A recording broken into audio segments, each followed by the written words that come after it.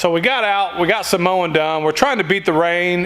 Rain's coming tomorrow afternoon, and it's supposed to rain pretty good. So we're trying to hurry up, get a lot of this stuff done as much as we can. Obviously, we're not going to get it all done before the rain, but you know, we just do what we can do. Everybody in the lawn care field knows how this is. You know, you're trying to beat the rain. You're trying to get your properties done, and you're trying to get as much done as possible. And that's what we're doing right now.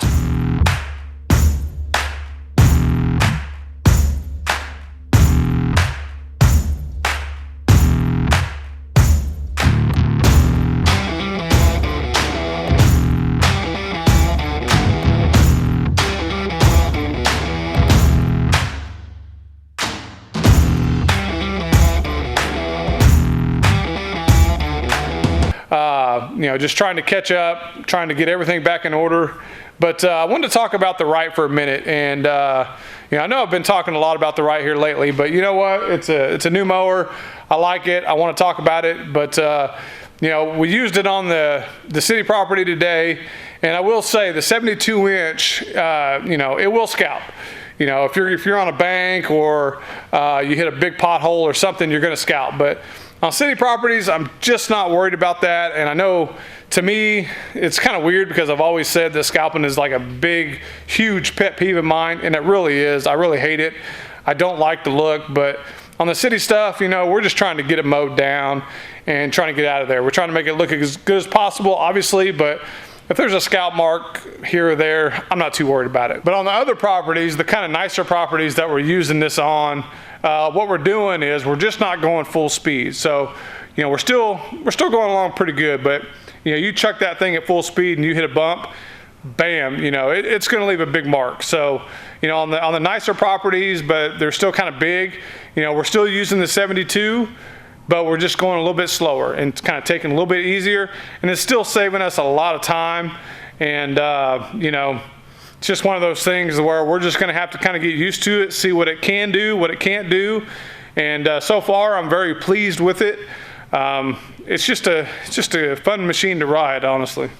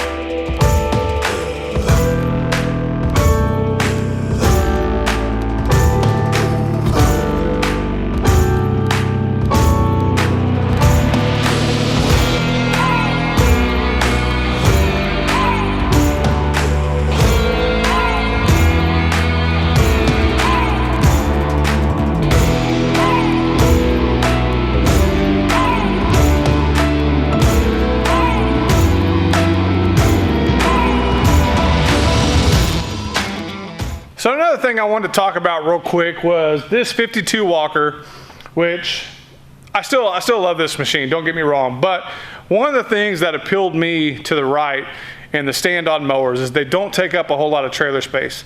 This thing takes up a ton of trailer space.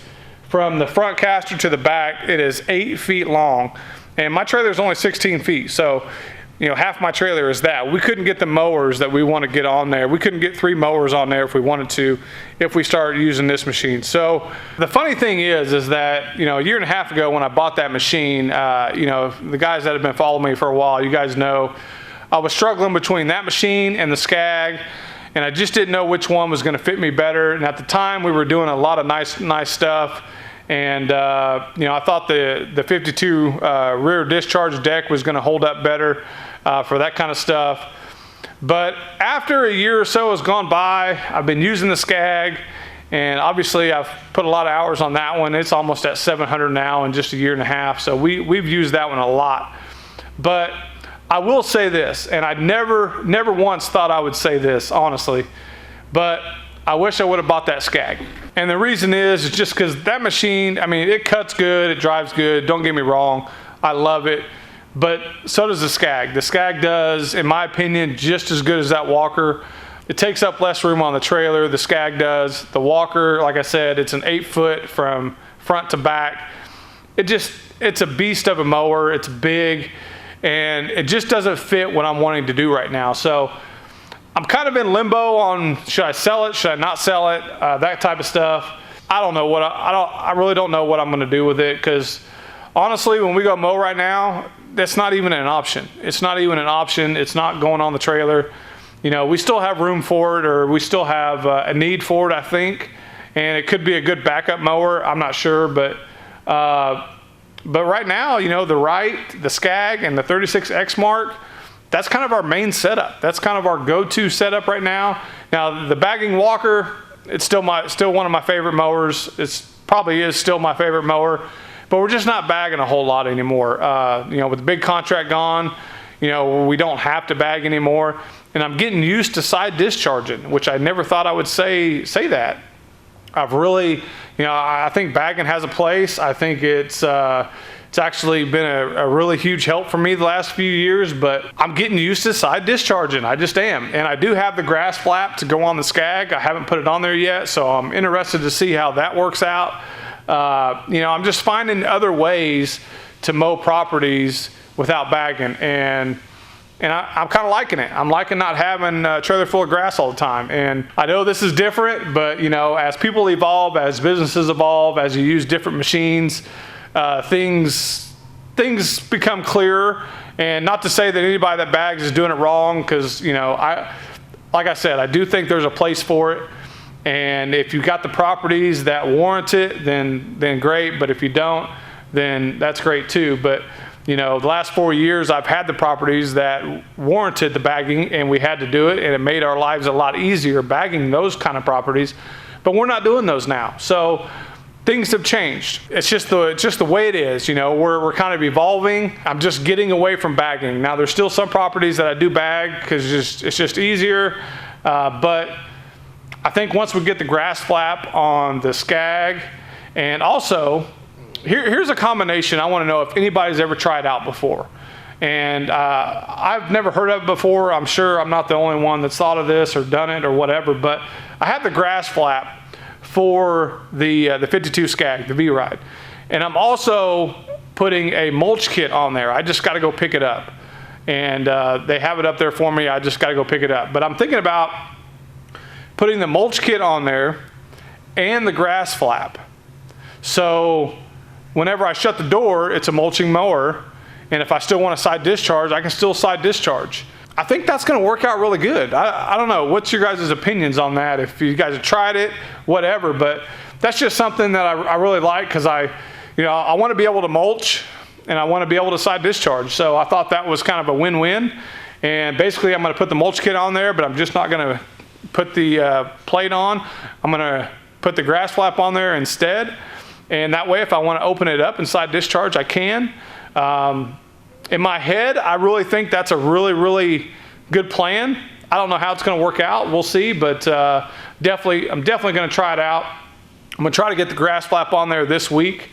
And, you know, honestly, if that works out the way I think it's going to, I just don't see me using that 52 Walker much anymore. So, in my opinion, it's kind of too expensive of a machine to keep as a backup, in my opinion.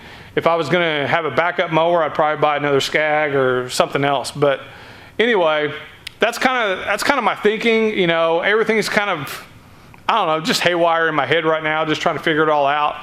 But like I said, I admit it, I should have bought the scag.